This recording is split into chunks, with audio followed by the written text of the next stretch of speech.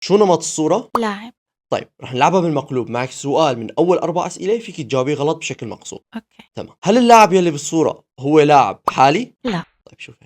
هل اللاعب يلي بالصورة هو لاعب معتزل؟ لا. كيف هيك حلو، بما سألت؟ انك جاوبتيني الاثنين لا، معناها انا متاكد انه واحد من هدول السؤالين هو غلط، فكل شيء رح يجي هلا بعد هالسؤالين رح يكون صح. ماشي. خلينا نقول حصرت الاجابه خاطئه بين اي سؤالين، رح احصرها اكثر هلا. هل اللاعب يلي بالصوره بهذا الموسم لعب بدوري ابطال اوروبا باي مباراه كانت؟ ايه ليش أسئلتك حلو، هيك اليوم؟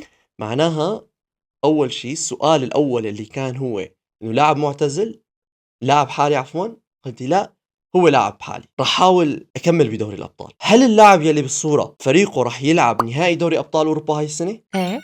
حلو، معناها هو يا بباريس يا بانتر ميلان. طيب خيراتك. راح اعطيك شو اللي عم فكر فيه انا. بيخطر على بالي ديمبلي بما انه فريقه هو منجم، لاوتارو، تشهلانوغلو وحكيمي. هو واحد من هدول الاربعه؟ ايه للأسف. حلو. هلا انا شاكك بلاعب، راح اسال سؤال يخص هذا اللاعب. هل اللاعب يلي بالصوره هو اسمر البشره بشكل كبير؟ ايه هل اللاعب يلي بالصورة هو ديمبلي؟ صح، كتير أسئلتك ذكية صح. اليوم. صاير عم فلترها بشكل كبير، تقول لم تعرف.